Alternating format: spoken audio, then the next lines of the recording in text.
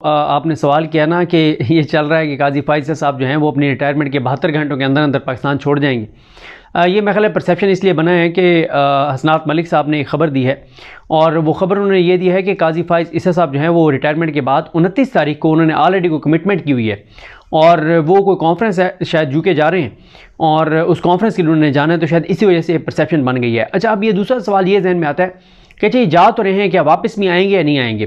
देखें, अगर आप मुझसे पूछें ना तो ये बात तो दुरुस्त है कि काजी फाइज ईसा साहब के लिए अब मुस्तकिल पाकिस्तान रहना मुमकिन नहीं है। उसकी वजह यह है कि लोग उनसे सवाल करेंगे और सवाल मैं बाद में बताता हूँ आपको कि लोग उनसे क्या सवाल करेंगे। लेकिन मेरा ख्याल है कि वो जब तक ये मौजूदा रजीम है तब तक तो वो पाकिस्तान रहेंगे और वो पाकिस्तान आएंगे। उसकी रीज़न ये है कि जब तक ये रजीम है तो उनको रिटायरमेंट के बाद भी इतनी सिक्योरिटी और प्रोटोकॉल मिलेगा कि उतना शायद जो जस्टिस सैयद मंसूर अली शाह साहब हैं, जो चीफ जस्टिस पाकिस्तान होंगे अगले, उनको भी शायद इतना प्रोटोकॉल ना मिले जितना प्रोटोकॉल और जितनी सिक्योरिटी जो है वो काजी फाइज ईसा साहब को दी जाएगी। अब इसलिए मौजूदा निज़ाम जो है वो इतना तो मेरा ख्याल रख रखाव रखेगा कि वो जो है इनकी रिटायरमेंट के बाद भी इनका जो है वो पूरा ख्याल रखे और इनको सिक्योरिटी दे। तो देखें, मसला ये है कि काजी साहब, जिस तरह मैंने आपको अर्ज़ किया कि जब तक मौजूदा रजीम है, जो शख्सियात इस वक्त ओहदों पर हैं, जब तक ये रहेंगी तब तक तो काजी फाइज साहब पाकिस्तान में रहेंगे, वापस आकर आएंगे, शायद आएँ फिर चले जाएँ, क्योंकि बाहर भी माशाल्लाह प्रॉपर्टीज़ हैं अनडिक्लेयर्ड जो थी, जिनका आज तक काजी साहब हिसाब नहीं दे सके कि पैसा कमाया कैसे, भिजवाया कैसे, क्या किया। लेकिन जब ये रजीम चेंज होगी जो मौजूदा है तो फिर डेफिनेटली काजी फाइज साहब पाकिस्तान से चले जाएंगे और उनके जाने की मल्टीपल रीज़न्स होंगी। देखें, एक तो रीज़न ये होगी कि यहाँ पे फिर इनको वो प्रोटोकॉल, वो सिक्योरिटी नहीं मिलेगी जो इस वक्त इनको दी जाएगी। दूसरा ये है कि ये मतलब इसलिए भी कि इनको ये खौफ होगा कि पाकिस्तान के अंदर एहतसाब ना शुरू हो जाए। देखें, जब भी आपने पाकिस्तान में कानून की हुक्मरानी लानी है तो एक बार आपको उन तमाम किरदारों का एहतसाब करना पड़ेगा जो पाकिस्तान को इस नहज तक लाए हैं, और उनका तो आपने करना ही करना है जिन्होंने पिछले 30-40 साल पाकिस्तान को लूटा है, लेकिन जिन्होंने इस नहज पे अब पाकिस्तान को पिछले 2 साल में लाए हैं, उन तमाम किरदारों का एहतसाब आपको करना पड़ेगा। अगर कोई दुनिया में, और आपको पिछले 30-40 साल का जो एहतसाब करना है, अगर कोई दुनिया में नहीं रहा, कब्र में भी है, तो आपको उसको कब्र से निकाल के लटकाना होगा। एक बार आपको अपने मुल्क में दिखाना होगा कि अब हमारा मुल्क इस तरह से नहीं चल सकता जिस तरह से चल रहा है। मतलब देखें ना, जब पीडीएम इक़्तिदार में आई थी, उन्होंने पूरे अपने टेन्योर में एक सिर्फ काम किया था और वो ये था कि नैब तरमीम उन्होंने की थी।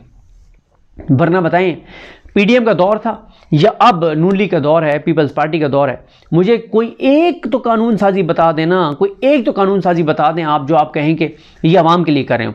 अच्छा, वैसे मेरे जहन में एक चीज़ और आ गई है कि लगता यह है कि मरीम नवाज साहबा के आजकल ना एडवाइज़र बहुत ज़बरदस्त हैं और शायद ये अज़मा बुखारी साहबा ने ये मशवरा दिया हो, क्योंकि अज़मा बुखारी साहबा आजकल फ्रंट फुट पर नज़र आ रही हैं। मरीम औरंगज़ेब साहबा तो गायब भी हो गई हैं और लगता है कि अज़मा बुखारी साहबा ने ये मशवरा दिया है मरीम नवाज़ साहबा को कि मैडम एक काम करते हैं, लिस्ट बनाते हैं कि पिछले 40-50 साल में ना पंजाब में कौन कौन से प्रोजेक्ट शुरू हुए। एक उनकी लिस्ट बनाई गई है और एक लिस्ट बनाई गई है कि अगले 50 साल में कौन कौन से प्रोजेक्ट शुरू होने चाहिए या हो सकते हैं। अब कर ये रही हैं मरीम नवाज़ साहबा और उनकी सहेलियाँ कि जितने प्रोजेक्ट पिछले 40-50 साल में पंजाब में शुरू हुए, जो जारी हैं, उन सब की ना रीलॉन्चिंग हो रही है। जो प्रोजेक्ट पिछले 50 साल में आया है ना, उसकी लॉन्चिंग हो रही है। एक नई पैकिंग में पुरानी शराब जो है वो बेचने की कोशिश की जा रही है। पुराने प्रोजेक्ट्स नई उनकी री लॉन्चिंग हो रही है और जी मरीम नवाज साहब ने ये कर दिया, मरीम नवाज साहब ने वो कर दिया। मरीम नवाज साहब ने सिर्फ जो एक जुल्म किया ना पंजाब के साथ, इन्होंने और इनसे पहले मोहसिन नकवी ने, जो इन्होंने हेल्थ कार्ड बंद कर दिया ना, इससे बड़ा पंजाब के साथ जुल्म नहीं हो सकता, इससे बड़ी पंजाब के साथ ज्यादती नहीं हो सकती। लोगों के जेब में 10 लाख रुपया था हर वक्त, आईडी कार्ड आपका हेल्थ कार्ड बन गया था। आप जिस पंजाब के प्राइवेट बड़े हॉस्पिटल में जो उसके ऊपर पैनल के ऊपर थे, आप जाते थे, एक बेड के ऊपर करोड़पति बंदा और एक पे जो रेडी वाला है वो उसका इलाज बराबर हो रहा था। ये इमरान खान ने दिया था पंजाब को। और आज आप अस्पतालों की हालत इज़ार जाके देख लें, आज आप तबाही और बर्बादी अस्पतालों में जाके देख लें, लोग इलाज नहीं करवा पा रहे, इतनी महंगाई है, तबाही है, बेरोजगारी है। पहला जुल्म मरीम नवाज साहबा ने ये किया और दूसरा मरीम नवाज ने जो किसानों के साथ जुल्म और ज्यादती की ना, जो किसानों को बर्बाद कर दिया। ये दो जुल्म ऐसे हैं। पाकिस्तान का पंजाब में अक्सरियत लोगों का रोज़गार जो है वो ज़राअत से वाबस्ता है, उनको आपने तबाह कर दिया, हेल्थ कार्ड आपने बंद कर दिया, ये दो जुल्म। अच्छा, अब ये आजकल एक तो मैंने आपको बताया ना कि पुराने प्रोजेक्ट्स रीलॉन्च कर रही हैं, आइंदा जो कुछ मुमकिन तौर पर हो सकता है फीता काट दो ताकि 20 साल बाद ये प्रोजेक्ट शुरू हो तो ये पुरानी तस्वीरें पड़ी हुई हैं। और फिर साथ जुल्म क्या कर रहे हैं कि प्रोजेक्ट सिर्फ रीलॉन्च करो या जो एक प्रोजेक्ट होना चाहिए उसका फीता काटो, चाहे आगे 0 प्रोग्रेस हो, 1% भी प्रोग्रेस ना हो, उसके ऊपर बड़े बड़े इश्तिहारात दे दो, करोड़ों रुपए की कैंपेन दे दो। अब 10 साल बाद भी कोई प्रोजेक्ट शुरू होगा तो ये जो अब फीता काटा गया ना, 10 साल बाद भी ये फीता काटे हुए तस्वीरें आ जी, ये तो मरीम नवाज ने शुरू किया था, चाहे वो फीता काट के बंद कर दें प्रोजेक्ट को। देखिए काजी साहब ने जो पाकिस्तान के साथ जुल्म किया ना, सबसे बड़ा जुल्म तो काजी साहब ने किया 8 फरवरी वाला। यानी पीछे भी दर्जनों चीज़ें हैं कि मियाँ नवाज शरीफ की तायात नाइली ख़त्म करना, हुदैबिया केस इनका बंद करना, 90 दिन में इलेक्शन ना होने देना। ये जो 8 फरवरी के इंतखाबात की तारीख इन्होंने दी, उसमें फिर जिस तरह से उन्होंने धांधली करवाई, वो कमिश्नर रावलपिंडी का बयान आ चुका है। यार मुझे एक बात बताएं, ज़रा सी कोई बात होती है तो काजी साहब जो है ना वो वजाहतें भी देते हैं और बैशिंग भी करते हैं। ये यूट्यूबर्स और ये डॉलर के लिए कर रहे हैं तो फलाना कर रहे हैं तो फलाना कर रहे हैं, हर चीज़ की वजाहत, हर चीज़ का इल्ज़ाम, हर चीज़ का ये। और मुझे बताएं कि मुनाल वालों को तो उन्होंने बुला लिया और उनके ऊपर कंटेम्प्ट प्रोसीडिंग शुरू कर दी। मुनाल वालों को कहा कि उन्होंने कहीं किसी यूट्यूब चैनल पे पता नहीं कोई इंटरव्यू दे दिया या कोई वीडियो डाल दी कि जी कितने लोग बेरोज़गार हो गए काजी फैज़ साहब की वजह से। एक मोनाल के किसी यूट्यूब चैनल के ऊपर क्लिप के ऊपर काजी साहब ने नोटिस ले लिया, कंटेम्प्ट प्रोसीडिंग शुरू कर दी कि तुमने मेरे बारे में तासुर दिया है कि मैंने 200 या 250 या 300 या 400 या मैक्सिमम 500 लोग जो हैं उनको मैंने बेरोज़गार करवाया है। तुम्हारी ऐसी की तैसी, मैं तुम्हारे खिलाफ कंटेम्प्ट प्रोसीडिंग करूंगा और ये करूंगा और वो करूंगा। 500 मुलाजमीन की बेरोज़गारी के परसेप्शन को आप बर्दाश्त नहीं करते। 25 करोड़ लोगों के मैंडेट को चोरी करवाने के ऊपर आपको सांप सूंघ गया।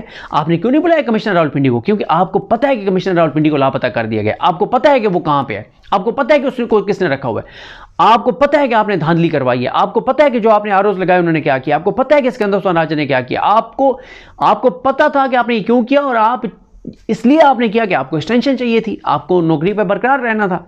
तो लिहाजा काजी साहब जो है ना उनको ये खौफ है कि ये निज़ाम गिर जाएगा और इसीलिए बाहर उन्होंने प्रॉपर्टीज़ ऑलरेडी बनाई हुई हैं और अभी तो वो वापस आएंगे लेकिन फिर वो उस वक्त चले जाएंगे जब ये रिजीम चेंज होगी। काजी साहब को ये है कि यहाँ पे लोग उनसे सवाल करेंगे, लोग पूछेंगे कि काजी साहब आपने 8 फरवरी के जो इलेक्शन में धांधली करवाई, आपने उन लोगों को मुसल्लत करवाया जिनको आवाम ने वोट नहीं दिया था, और जब आवाम ने उनको वोट नहीं दिया था तो वो आवाम को जवाब देनी थे। तो ये बड़ी काजी साहब ने ज़्यादती की है जो काजी साहब ने जो है ना वो 8 फरवरी को मैंडेट जो है वो चोरी करवाया काजी साहब ने और धांधली करवाई काजी साहब ने 8 फरवरी को, और फिर उसके बाद उनको ट्रिब्यूनल्स को काम नहीं करने दिया ताकि मैंडेट वापस ना जाए, और अपनी एक्सटेंशन के लिए 1 पाव गोश्त के लिए पूरे पाकिस्तान का ऊंट ज़िबा कर दिया। करोड़ों लोग बेरोज़गार हो गए, करोड़ों लोग कसम पुर्सी का शिकार हैं, करोड़ों लोग इस वक्त ज़िंदगी और मौत की कशमकश हैं, 2 वक्त का खाना उनको सही से मुयसर नहीं है, लोग बेरोज़गार हैं, खुदकुशियाँ करने पर मजबूर हैं, बिजली के बिल आपके हालात सामने हैं, किसान आपका तबाह और बर्बाद हो गया, तनख्वाहदार तबका आपका बर्बाद हो गया। वजह क्या है? हुक्मरान वो आ गए हैं जो अवाम के वोटों से आए नहीं हैं, जो अवाम के वोटों से आए नहीं है वो क्यों अवाम के लिए कुछ करेंगे? तो लिहाजा मैं ये समझता हूँ कि काजी साहब जो हैं वो बिल्कुल चांसेस हैं कि काजी साहब पाकिस्तान से चले जाएंगे। अब काजी साहब जो मुबारक सानी केस का फैसला नहीं दे रहे ना, वो मुझे लगता है इसलिए नहीं दे रहे कि काजी साहब को यह है कि मैंने तो मुबारक सानी केस का फैसला जो तीसरी बार दिया वो मौलाना साहब को एक फेवर देने के लिए और मौलाना साहब को बड़ा लीडर बनाने के लिए, और सारा क्रेडिट मौलाना साहब को इसलिए दिया कि मौलाना साहब मेरी एक्सटेंशन के लिए वोट डालेंगे। तो अच्छा, मौलाना साहब ने तो वोट डाला नहीं है, एक्सटेंशन तो मेरी हुई नहीं है, तो जाना तो फिर मैंने बाहर है, दुनिया की यूनिवर्सिटियों में मैंने लेक्चर्स देने हैं। तो चलें ठीक है, क्योंकि दुनिया की यूनिवर्सिटियों में लेक्चर देने हैं तो फिर मुबारक सानी केस का दोबारा फैसला एक मुतनाज़ दे दो जो पाकिस्तान में मुतनाज़ हो, लेकिन इंटरनेशनली उसमें मुझे इंकरेज किया जाए, मुझे सपोर्ट किया जाए, मेरा नाम हो, मैं ब्रांड बन जाऊँ। ये काजी साहब कर सकते हैं। तो देखते हैं जी चीज़ें कैसे आगे बढ़ती हैं। मुझे अपने दुआ में याद रखें। अल्लाह करीम हम सब का आमीन आसरो।